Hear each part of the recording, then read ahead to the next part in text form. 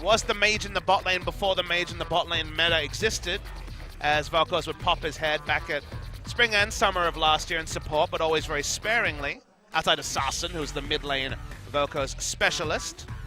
But you can help push the lane. They've had Karma pretty predictably be a big draft so far, and they're going to try and poke away with the Vel'Koz. Whether it's a Q max or a W max will be interesting to track. Mid lane Vel'Koz usually maxes W for the wave clear, and Varus plus a Vel'Koz W sounds like pretty instant wave clear for the side of MVP. Yeah, I mean, we got a lot to keep our eyes on here. Punch getting his hands on the Kha'Zix, completely passed up on in game 1. So we didn't see it come through. I mean, both games, actually, we didn't see the Kha'Zix come in at all. So now going over to this one, wasn't able to get his Graves that he's been so comfortable on in these first two, but now it comes down to the wire here. Kongdoo Monster, game 3 versus MVP, looking to put their first match win on the board and avoid starting another loss streak potentially here. MVP definitely want that win as well. They've only taken down a Freak of Freaks, and if they lose to Kongdoo, how does that make them look? But let's go ahead, jump onto the rift for this third and final game, MVP versus Kongdoo Monster. Time it is just a Cloud Drake. Oh boy, Soul in the bottom lane. Yeah, gotta get locked down by the Chain of Corruption. And Max, he throws out the laser beam. That's gonna be first blood coming through. He takes that one away. Cougar though, getting rooted yet again. Chain of Corruption comes down. They find the kill. Maha pops the heal to keep himself alive. Soul going to be exhausted. Should go down. One more hit would do it, but they actually can't find a piercing arrow. He hit it. Does he hit it? He there we it. go. Maha predicts the movement. Soul just not juking well enough. The Rise able to escape. Soul hit up by the Chain of Corruption yet again. We know how this one ends. Max puts another kill on the board for himself. I think he might have 3 of them at this point. And that's going to be yet another turret going down. Yeah, the mage build is certainly going to be online for Max. Don't expect there to be any Aegises from this. Vel'Koz is going to be Rylai's and Leandry's, you'd have to imagine. Oh, TP being used. Roach coming down into the mid lane. They want Ian. Ian, yeah, he gets rooted up. Has flash, but might not be worth it to use it. Yeah, he's just dead to rights. So Kongdoo Monster finally put a kill on the board. It goes over to Edge, so decent allocation. And looks like MVP won't really be able to re-aggress. Punch though goes on to Beyond, works him down pretty low. He's gonna flash forward, but the exhaust comes through from Max, keeping his Kha'Zix alive. There we go. That's the third kill for the Vel'Koz. 3-0-2. And now they're gonna look for this mid-tier 1, knock down that final outer turret.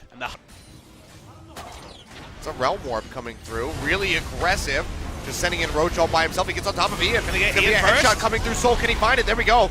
Pop from the Maelstrom, takes him out, but a big beam coming out from Max. See the true damage just shredding through Roach, sends him heading for the hills, but an aggressive move pays off for Kongdoo Monster. They get rid of the Syndra. ADD. They're doing so fast. He's cutting off Soul. He's not going to be able to get over there. Charges forward, gets over towards Cougar Punch. He goes into the pit, but it's too late. The Baron's already been taken by Beyond, and he's going to be the first one to fall. As they pick up that Baron. ADD flashing forward, trying to get the roar into the Soul to slow up. He's able to get the decimating smash, and that's going to be enough for them to finish off the Caitlyn. 2 kills picked up, plus the Baron. Edge having to run back to the fountain. MVP.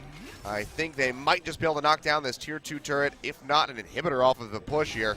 They could just get a minion wave grouped up in mid. This didn't seem like Kongdoo Monster respected the speed at which MVP could finish that Baron, whether it was Roach not recalling and being ready for a teleport, or Punch jumping in way too late.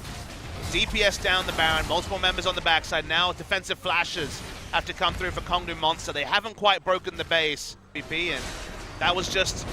Mainly it looked like Roach, but I mentioned the team call being weird. It's Roach for the 3rd time. Yeah, jumps back into the back line here with the Realm Warp. That's going to be Maha going low. He goes down. Ian's going to fall as well. Both of the carries from MVP have gotten taken out. Beyond able to come up with a kill on to Punch. Trading back a 2 for 2 so far. Edge getting popped up in the air.